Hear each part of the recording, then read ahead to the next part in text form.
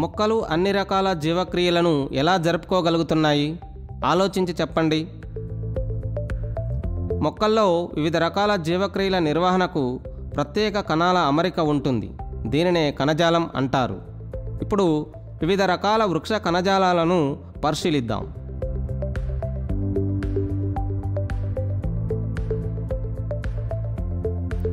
ఉల్లి పొరలోని కణాలను పరిశీలిద్దాం.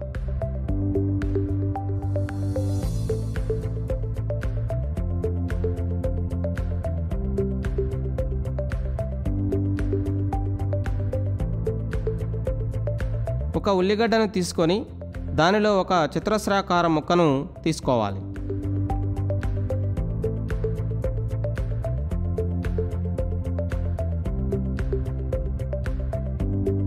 ఆ ముక్కను రెండుగా తుంచే ప్రయత్నం చేయాలి. అప్పుడు పలుచని పొర ఒకటి వస్తుంది. ఆ సన్నని పొరలోని ఒక ముక్కను కత్తిరించి గాజు స్లైడ్పై ఒక నీటి చుక్క వేసి దానిపై ఉంచాలి.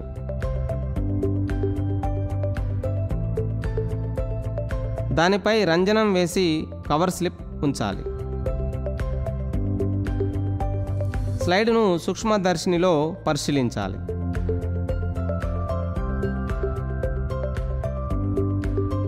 ఇప్పుడు ఉల్లి పొరలోని కణాలను పరిశీలించండి. మైక్రోస్కోప్ కింద ఈ విధంగా కనిపిస్తాయి. అన్ని కణాలు ఒకే మాదిరిగా ఉన్నాయా? కణాల అమరిక ఎలా ఉంది?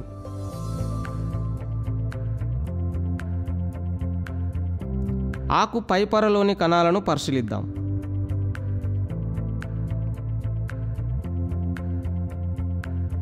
తమలపాకు లేదా గోలగొండి ఆకును తీసుకొని మధ్యకు చింపాలి.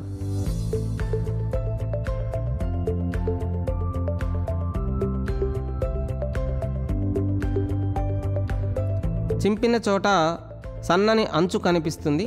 దానిని కత్తిరించి గాజు స్లైడ్పై ఉంచాలి.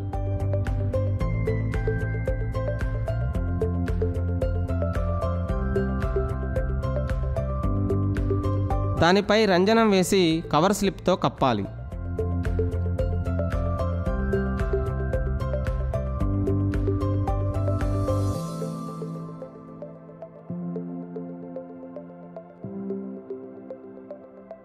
ఇప్పుడు సూక్ష్మదర్శిని కింద పరిశీలించాలి.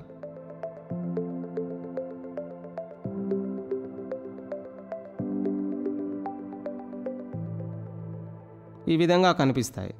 అన్ని కణాలు ఒకే మాదిరిగా ఉన్నాయా? అమరికలో ఏమైనా తేడా ఉందా? పరిశీలించండి, చర్చించండి.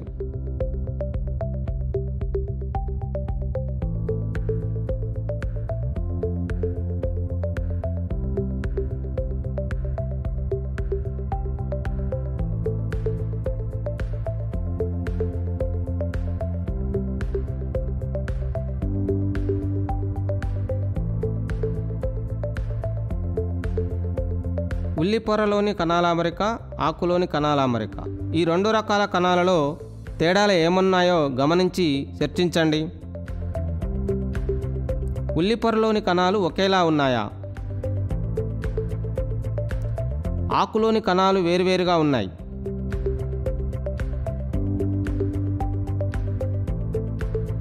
ఇక్కడ కొన్ని కణాలు చిక్కుడు గింజ ఆకారంలో ఉన్నాయి. వీటిని పత్రరంధ్ర కణాలు అంటారు. ఇప్పుడు చూస్తున్నారు మీరు పత్ర రంధ్రం, దాని చుట్టూ రక్షక కణాలు, అదేవిధంగా బాహ్యచర్మ కణాలు ఉంటాయి. ఇవి మిగతా కణాల కంటే భిన్నంగా ఉంటాయి. ఇవి వాయువుల వినిమయానికి తోడ్పడతాయి. వేరు మూలంలోని కణాలను పరిశీలించుట.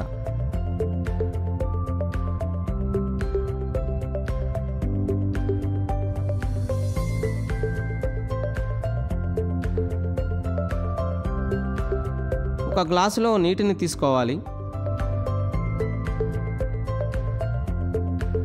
ఆ తర్వాత ఒక ఉల్లిగడ్డను గ్లాసుపై నీటికి తగిలేలా ఉంచాలి.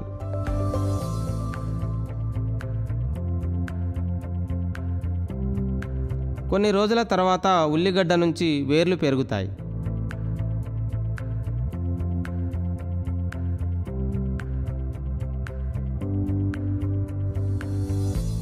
ఒక వేరు కొనను తీసుకొని దానిని గాజు స్లైడ్ మీద వేయాలి.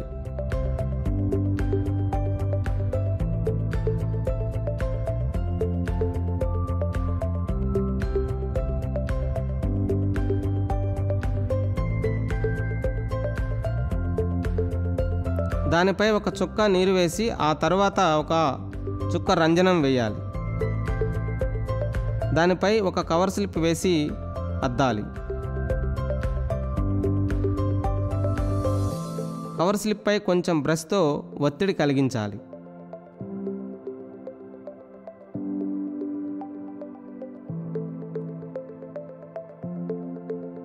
ఇప్పుడు మైక్రోస్కోప్ ద్వారా ఆ కణాలను పరిశీలించాలి. ఈ విధంగా వేరు కణజాలం మైక్రోస్కోప్లో కనిపిస్తుంది.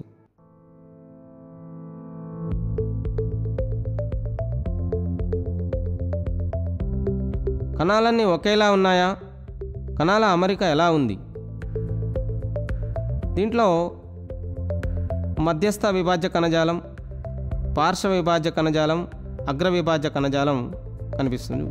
చూడండి.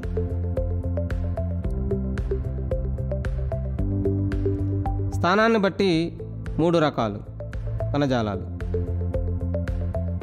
అవి అగ్ర విభాజ్య కణజాలం, పార్శ్వ విభాజ్య కణజాలం, మధ్యస్థ విభాజ్య కణజాలం.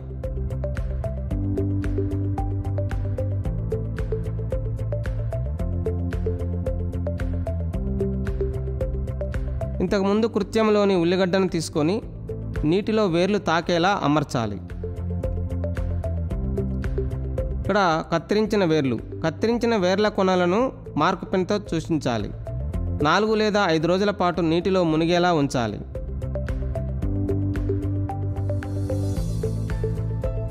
కత్తిరించిన వేర్లు, కత్తిరించని వేర్లు. ఏ వేర్లు పెరుగుతున్నాయి, ఎందుకు?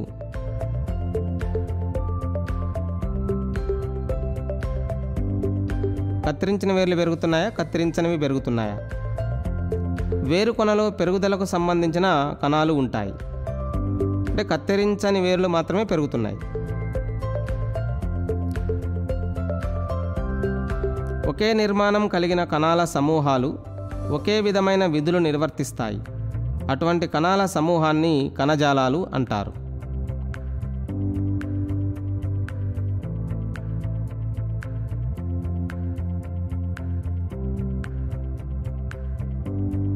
మొక్కల కణజాలాలు రకాలు.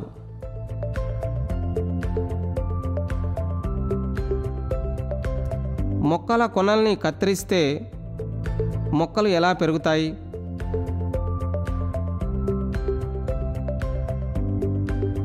మొక్కల్లో ఆకులు రాలిపోతే కొత్త ఆకులు ఎలా వస్తాయి?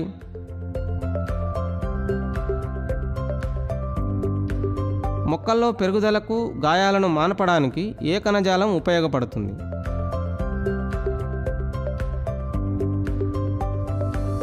కణానికి కణజాలానికి తేడా ఏమిటి?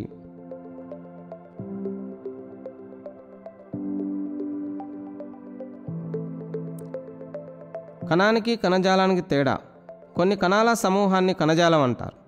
దాదాపు ఒకే నిర్మాణం కలిగిన కణాల సమూహాలు ఒకే విధమైన విధులను నిర్వర్తిస్తాయి. అటువంటి కణాల సమూహాన్ని కణజాలాలు అంటారు.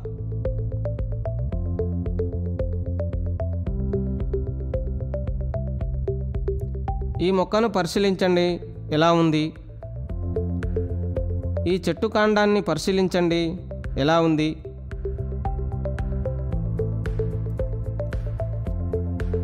మీరు చూసిన 2 మొక్కలలో తేడాలను గమనించారా? అంటే కాండం పెరుగుదలను బట్టి. మొక్కలలో పెరుగుదలకు, గాయాలను మాన్పడానికి ఇంకా ఇతర విధులకు ఉపయోగపడే కణజాలాలు ఉంటాయి.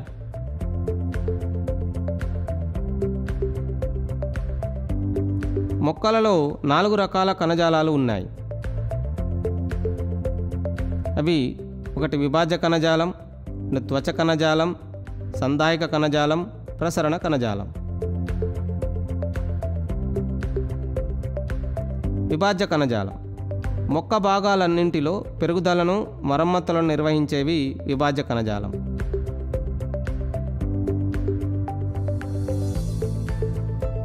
మొక్కల్లో కొమ్మలు విరిగినప్పుడు పక్క నుండి కొమ్మలు వస్తాయి.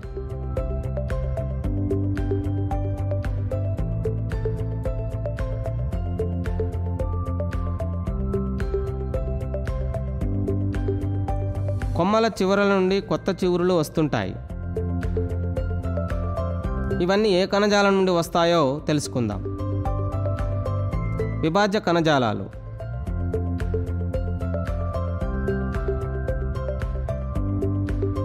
మొక్కల్లో నిలువు పెరుగుదలకు దీనికి విభాజ్య కణజాలాలు ఉపయోగపడతాయి. ఇక్కడ చూసినట్లయితే అగ్ర విభాజ్య కణజాలం మొక్కల్లో నిలువు పెరుగుదలకు ఉపయోగపడుతుంది. మొక్కల పొడవుగా పెరగడానికి ఉపయోగపడతాయి. కాండంలో పార్శ్వపు అంచుల చుట్టూ వర్తులంగా పెరుగుదలను కలిగించే కణజాలాన్ని పార్శ్వ విభాజ్య కణజాలం అంటారు.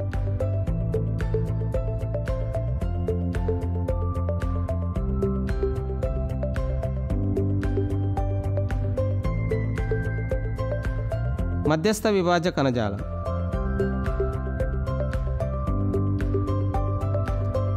ఇక్కడ చూడండి, ఈ మొక్కలలో కాండం మీద శాఖలు ఏర్పడే చోట, ఆకులు పుష్పవృంతం ఏర్పడే చోట మధ్యస్థ విభాజ్య కణజాలం ఉంటుంది. పుష్పవృంతాలు ఏర్పడే చోట.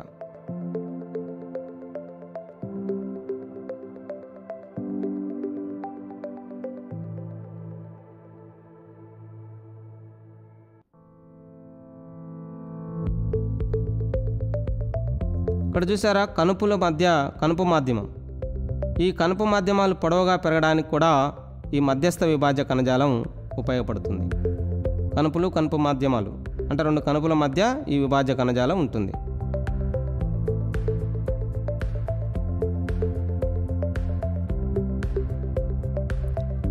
విభాజ్య కణజాలంలో కణాల అమరిక ఏ విధంగా ఉందో పరిశీలించండి. వీటి యొక్క లక్షణాలు చూసినట్లయితే కణాలు చిన్నవిగా ఉంటాయి, పలుచటి కణకవచాన్ని కలిగి ఉంటాయి, స్పష్టమైన కేంద్రకాన్ని, తగినంత జీవ పదార్థాన్ని కలిగి ఉంటాయి, కణాల మధ్య ఖాళీ ప్రదేశాలు లేకుండా దగ్గరగా మరి ఉంటాయి.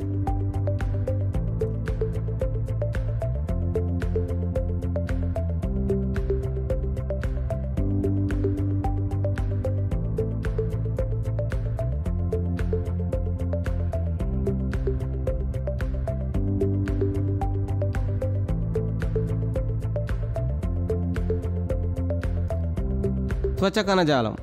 మొక్క దేహ ఉపరితల భాగమంతా త్వచ కణజాలంతో నిర్మితమై ఉంటుంది.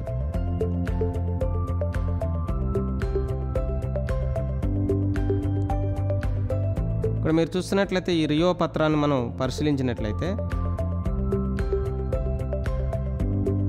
ఉపరితల భాగంలో ఈ యొక్క త్వచ కణజాలాన్ని మనం చూడవచ్చు.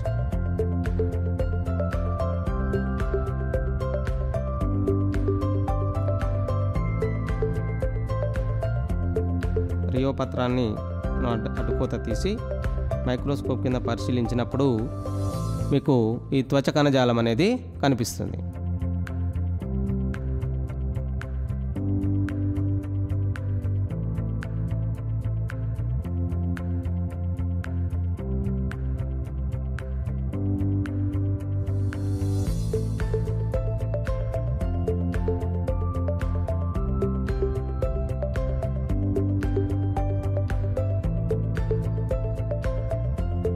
మైక్రోస్కోప్ కింద పరిశీలించినప్పుడు ఎలా ఉంటుందో చూద్దాం.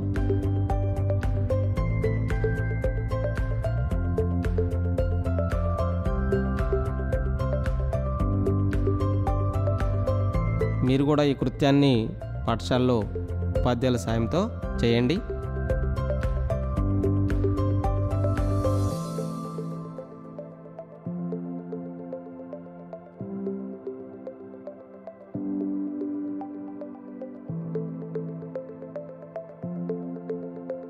త్వచ కణజాలం విధులను బట్టి, స్థానాన్ని బట్టి 3 రకాలుగా విభజించబడి ఉంటుంది.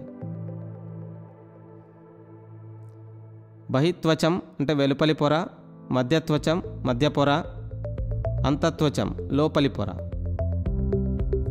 విభాజ్య కణజాలంతో పోలిస్తే త్వచ కణజాలం గోడలు దళసరిగా ఉంటాయి.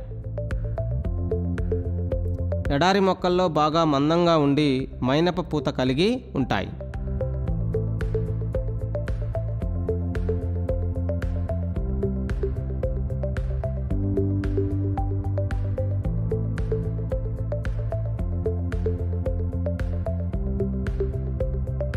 త్వచ కణజాలంలోనే ఈ యొక్క పత్రరంధ్రాలు అంటే బాహ్యచర్మ కణాలు, రక్షక కణాలు కనిపిస్తాయి.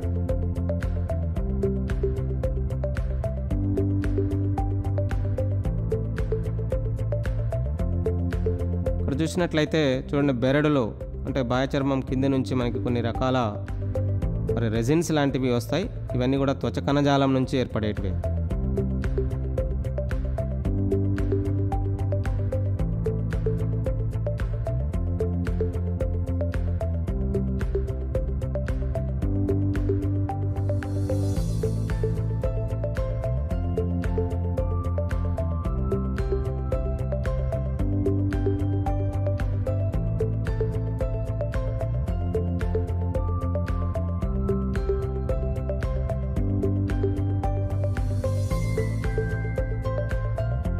త్వచ కణజాలం విధులు: నీటి ఎద్దడి, కొమ్మలు విరగడం, చీలడం వంటి నష్టాలు, పరాన్నజీవులు, రోగకారక జీవులు దాడి నుండి త్వచ కణజాలం రక్షిస్తుంది.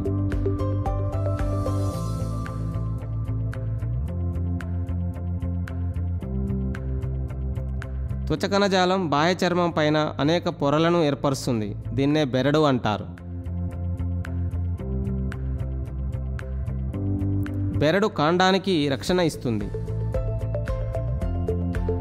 వాయు మార్పిడి, బాష్పోత్సేకానికి అత్యవసరమైన పత్రరంధ్రాలు, నేల నుండి నీరు, లవణాలను సంగ్రహణకు అత్యవసరమైన మూలకేశాలు కూడా త్వచ కణజాలం నుండే ఏర్పడతాయి. త్వచ కణజాలంలోని ఆకుపచ్చని కణాలు కిరణజన్య సంయోగ క్రియను కూడా నిర్వహిస్తాయి.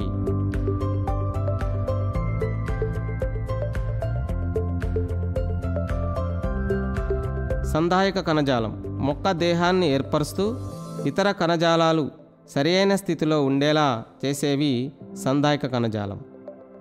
ప్రసరణ కణజాలం పదార్థాల రవాణాకు సహాయపడేవి ప్రసరణ కణజాలం. ముఖ్యాంశాలు: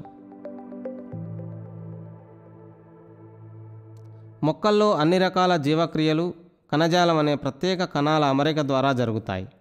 దాదాపు ఒకే నిర్మాణం కలిగి ఒకే రకమైన విధులను నిర్వర్తించే కణాల సమూహాన్ని కణజాలం అంటారు.